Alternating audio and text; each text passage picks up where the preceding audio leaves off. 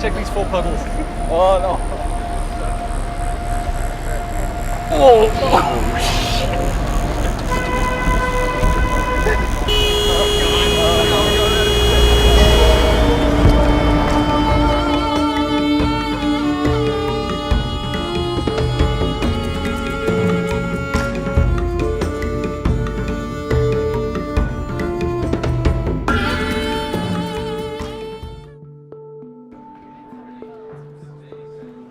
Ubisoft had a clear and lofty goal in mind as they built Far Cry 4, create the most authentic gaming experience ever. The dedicated developers in Montreal were step 1. Immersion in the game's inspiration, the Himalayas, was step 2. It was imperative to see the people, places, and things that would help bring this game to life. Nepal all suggests like a lot of different kinds of environments, right? How are you going to feel going from sort of the virtual world that you have created into the new world that we're going to?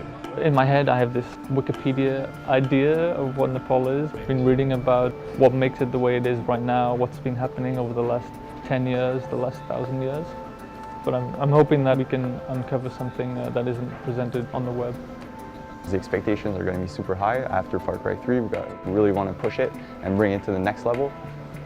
It's super important that the environment you're in feels believable. Like you can look around and understand the space and it feels like a real place from the real world. So being able to go to some of those locations is super interesting and super useful, just to see how the ground crunches under your feet and just the tiny little textures like that. And we can try and bring that extra level of authenticity to it.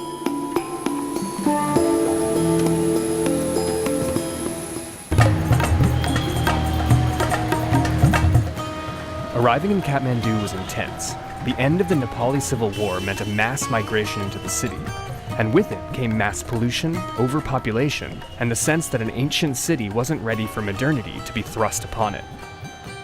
Everyone seemed to be experiencing that sensory overload, too. It's visually super noisy. I'm having trouble processing everything that I'm seeing because I'm trying to remember it all. I'm like, that's useful. Oh, that's super useful. That post is incredible. That texture is awesome. Right now, I'm just trying to absorb it all. Local rumor had it that an animal sacrifice was going to be happening to appease the gods after the monsoon, or maybe just to appease the gods in general. It was sort of unclear.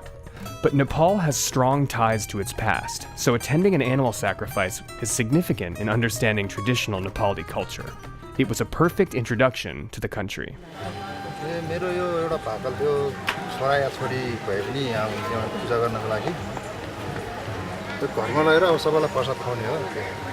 So we've made it to Dakshina Kali Temple, where the goddess Kali asks for blood sacrifice from her devotees. That face is the face only a Kali could love. So we're gonna follow them to the altar where that goat will be sacrificed to slake the thirst of Kali.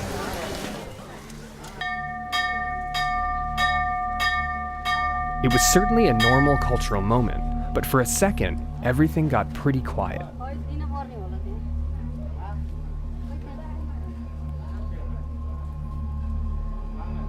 I was expecting like a clean cut, but the whole like slice and then guide. It's been super interesting to get this close to the source material.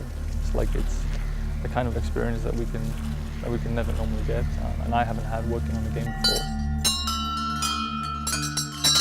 I didn't realize the significance of bells, especially around temples and places of worship. In my head before I went, I had this like very stereotypical kind of soundscape of what a place of worship sounded like. I think what we'll end up with is something that's less like a stock movie soundtrack kind of vibe, and we'll capture something that's much more realistic. After a brief foray into animal sacrifice, a small plane was taken to Pokhara, a town famous for both being a gateway to the Himalayan highlands and the home base for Nepal's legendary fighting Gurkha.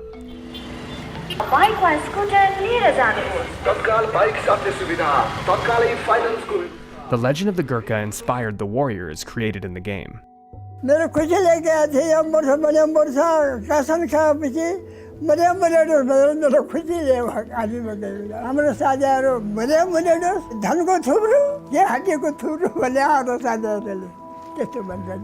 One, The young Gurkhas in training gave a sense of what the challenges and motivations were to join one of the world's most elite fighting forces.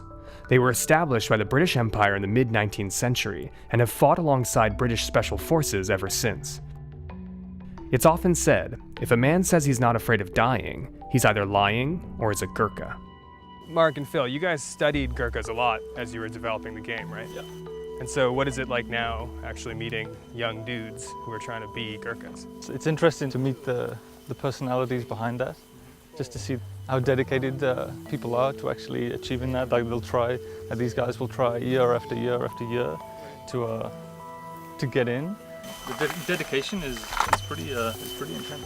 I have been trying British Army for 4 times, and this is my last time. Gurkhas are very closely associated with the kukri, a curved do-it-all weapon that's been referred to as the Gurkha blade.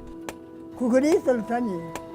내가 아니선 가도 봐야 무슨 제가는 탄다는 그거리 따내 찾아. 한에 내가 월사 반대를 만나는데 밴드가 문제지. Just a few years ago, a retired Gurkha successfully fought off 40 thieves who had hijacked a train, killing 3 of them and seriously injuring 8 others, with just a kukri. It's also the primary blade used in Far Cry 4. We will die for Gorkhas if we are selected for British Army. Gorkha. It was becoming apparent that pride came with being a native of the Himalayas. As the journey continued towards the guerrilla trail, the roads were getting narrower and more perilous. The conversations with the young Gurkhas weighed heavily on everyone's minds. There was a looming sense that an intense few days were to come, as the developers were going to meet the real people behind the game they wanted to create, people whose lives had been torn apart by the Civil War.